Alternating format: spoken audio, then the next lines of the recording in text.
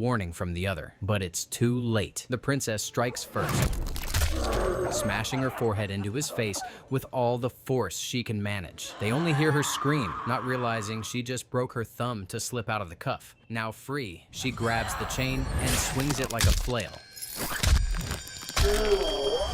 turning her restraint into a weapon. But that's not all she has.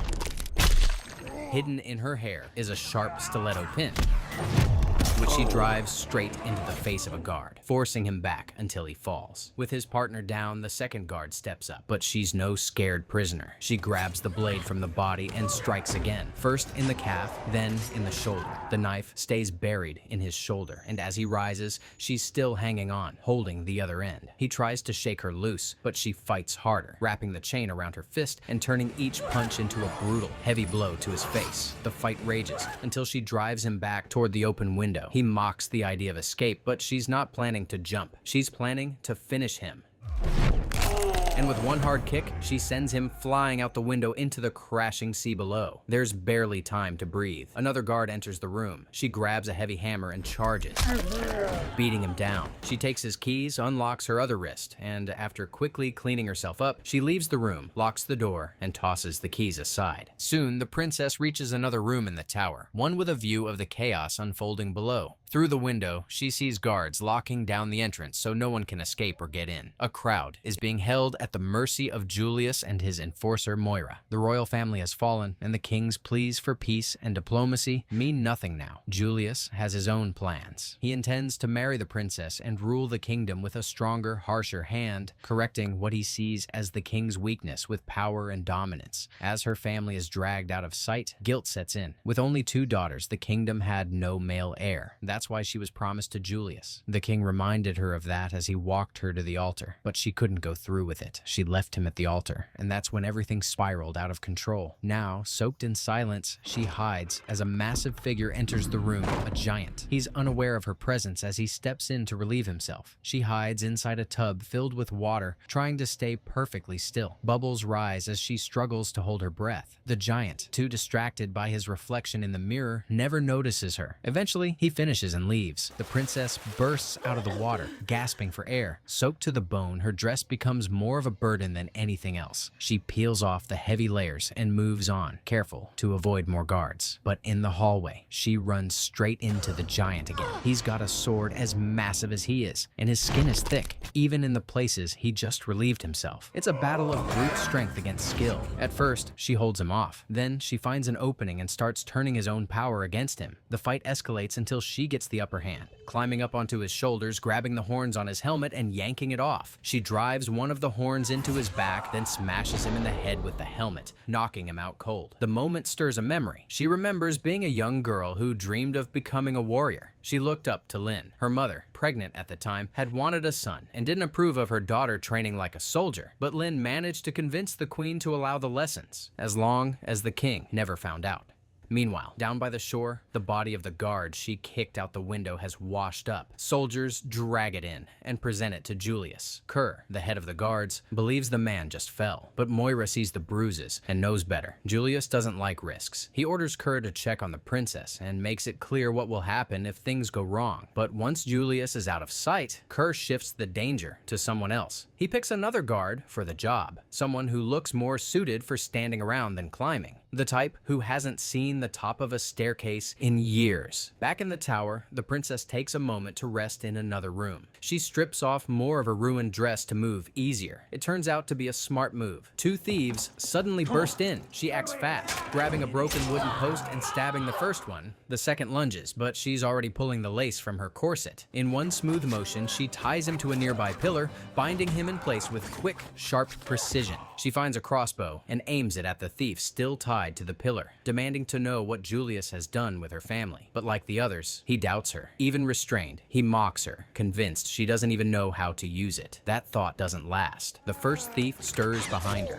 barely upright again, until she spins around and fires. One shot, no hesitation. The body drops for the final time. If the man tied to the pillar didn't take her seriously before, he should now. But he stays He's defiant, still trying to talk his way through her questions. She ends the noise with another clean shot. No answers. But she leaves with a sword. The tower is crawling with guards, all scavenging for riches and spoils. She moves carefully, avoiding every patrol. While the heavyset guard rests on a window ledge halfway up the stairs, trying to catch his breath, the princess clings to the outside of that same ledge, holding on tight above the rocks and sea below. The sword's weight is too much to balance, so she lets it fall, watching it vanish into the water. Once the guard continues his slow climb, she pulls herself back inside, breathless. Then she keeps moving, slipping quietly through shadows and narrow halls, dodging the distracted men too busy feasting and stealing to notice her. Julius has no idea his soldiers are looting behind his back. She finds a bedchamber just after some guards leave. This one she knows well. She walks straight to a hidden spot and draws a blade, one only she would know is there. Holding it, old memories return, training in the forest with Lyn. Lessons not just in fighting, but in fighting with heart, not rage. To challenge her, Lyn had invited Kai, the king's advisor and her own former mentor. He had trained Lyn, and now he was there to test the next generation. The princess held her own. When the fight ended, Kai gave her the sword as a gift, proof that she had a warrior's heart. Now she straps on a belt and boots, leaving her delicate shoes behind. Armed and ready, she listens. She hears Julius's voice drifting through a narrow passage. She follows it, finds a small crack in the wall, and peers through. There he is, with Moira, not just allies, lovers.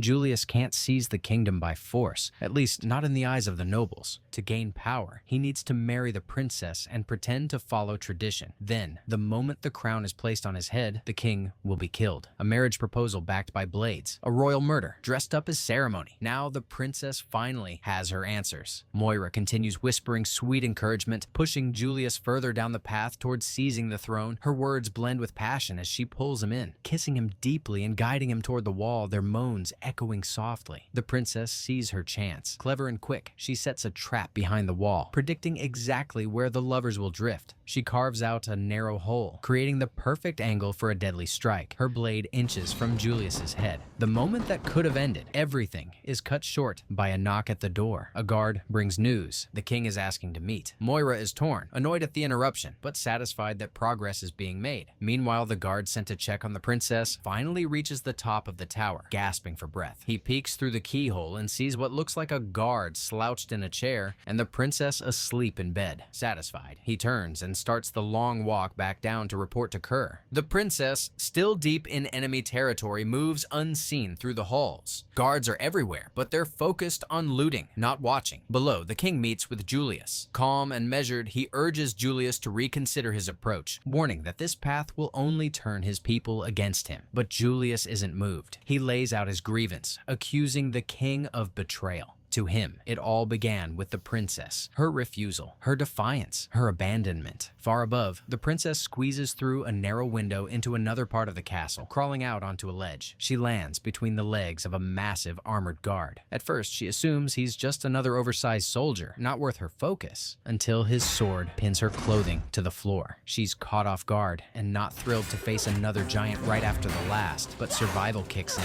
She dodges his wild swings, her blade clashing against layers of steel. Each hit sparks as metal strikes metal. Her attacks barely leave a scratch. Then she finds an opening, his armpit, exposed beneath all that armor. She strikes it 3 times with precision. Then, using his oiled armor to her advantage, she grabs a lit candle and throws it. Flames explode across his body, setting him ablaze in seconds. The meeting between Julius and the king ends in failure. Julius is still bent on power and dominance. Just as he's about to leave, the out-of-shape guard from earlier arrives to report that the princess is safe and sound in her room. Right then, the flaming corpse of the armored guard crashes down from above, landing at Julius's feet. Furious, Julius orders Kerr to end whatever madness is happening in the tower. But Kerr won't get the chance. As soon as Julius steps away, Moira tries to assert herself. She makes a bold comment, suggesting a theory. Kerr mocks her, calling her a harlot and dismissing her voice as meaningless. Moira doesn't argue. She lets her whip speak instead, snapping it straight into his throat. Blood pours as he collapses, his body twitching on the floor. falls silent. Without missing a beat, Moira steps into Kerr's role and gives her first command: find the intruder and finish her. No more chances. The princess, aware of what's coming, watches as troops scatter across the tower in search of her. Panic builds in her chest. Fear takes over and she runs. But her escape is blocked. 3 fighters come at her. She's slashed across the arm, but she doesn't stop. She drops 2 with fast, clean strikes, one throat after another. The third falls as she breaks past them. The number of enemies becomes overwhelming. That's when she makes a risky move, ripping off her diamond necklace and scattering the gems across the floor. The chasing guards trip and tumble, giving her just enough of a window to flee. But it's not over. One humiliated guard charges, his pride fueling his rage. She now carries a shield, and with it, she holds her ground. The blow comes as expected and ends as it should. Then the rest swarm. One sword slashes across her waist. She screams, a sound that stops the crowd cold, but she doesn't fall. She grabs the nearest guard and uses him as a shield, then makes a daring leap down to a lower level of the castle. One guard tries to follow but lands hard, leg shattered. The others are forced to take the stairs. The chubby guard stumbles past the princess like a half-dead zombie. Too out of it to even notice her. She watches him go, stunned that he doesn't recognize the danger he's walking past. Spotting a flag just outside the window, she dives out and grabs it. Swinging along the vertical wall, she builds momentum side to side before landing inside a nearby room. Pain shoots through her side, her waist wound bleeding badly. Memories start to surface. She had once overheard her parents discussing her future, her marriage. Her mother had begged the king to reconsider, but he dismissed her concerns. He wanted what he believed was best for the kingdom. She had stepped out in her training gear that day, armor instead of a dress, shocking her father. He hadn't known until that moment. Angry, he tried to reason with her, calling her foolish and delusional. In his eyes, the throne needed a man. She might dream of knighthood, but he saw a child in need of protection. To him, marrying Julius was protection. A respectable man from a respectable family. He left her with the choice, trusting she'd come around when her childish tantrum passed. She had been close to tears then, and now, with that memory fading, the sting returns. Footsteps snap her out of it. She reacts fast, tackling the figure that enters and pinning them to the ground, only to see Lynn beneath her. The two freeze, then breathe. Lynn